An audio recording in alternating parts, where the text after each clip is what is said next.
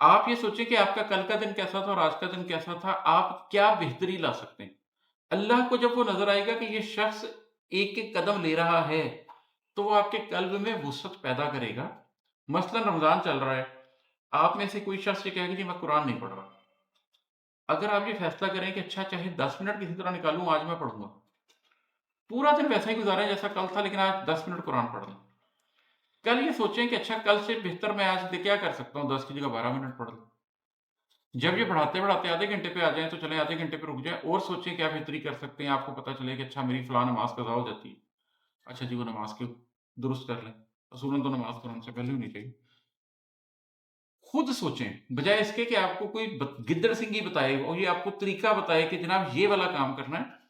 کوئی بہتری، کوئی گناہ، کوئی زیادتی اپنی ذات سے کاٹنا، کوئی بہتری اختیار کرنا، چھوٹے چھوٹے سٹیپ، بیبی سٹیپس نہیں ہوتے۔ بچہ بیبی سٹیپس لینا شروع کرتا ہے تو آپ کتنا خوش ہوتے ہیں، وہی بچہ بڑا ہو کے ایتھلیٹ بن جاتا ہے اور 100 میٹر سپرنٹ بھاگ رہا ہوتا ہے۔ آپ اس کو شروع میں ہی کہیں کہ تم بھاگو، وہ نہیں بھاگ سکتا۔ بیبی سٹیپس لینا شروع کریں۔ آپ میں سے کچھ لوگ مجھے پتا ہے جم جاتے ہیں، ایکسرسائز کرتے ہیں، پہلے ہی دن جائے اور 100 کلو وزن اٹھائیں، کمر توڑ کے آ جائیں گے۔ لیکن آپ جاتے ہیں خالی راڈ سے چاہے شروع کرتے ہیں، لیکن کنسسٹنسی سے لگے رہتے ہیں تو سال بعد آپ کدھر ہوتے ہیں؟ لوگ اس لیے نہیں اپنے نفس کی صفائی کر سکتے کہ وہ اپنے لمحوں کی حفاظت نہیں کرتے۔ وہ سمجھتے ہیں یہ کوئی واقعہ ہے۔ نفس کی تطہیر اور قلب کی ترقی واقعہ نہیں، ایٹیٹیوڈ ہے، رویہ ہے، جس کو آپ کو دن رات اپنانا ہے۔ جیسے سانس ہر وقت چل رہا ہے، جیسے روٹی روز کھائی جاتی ہے، اسی طریقے سے اپنے قلب کی اور اپنی سوچ کی حفاظت کرنی پڑتی ہے، پہرا بٹھانا پڑتا ہے اس پہ۔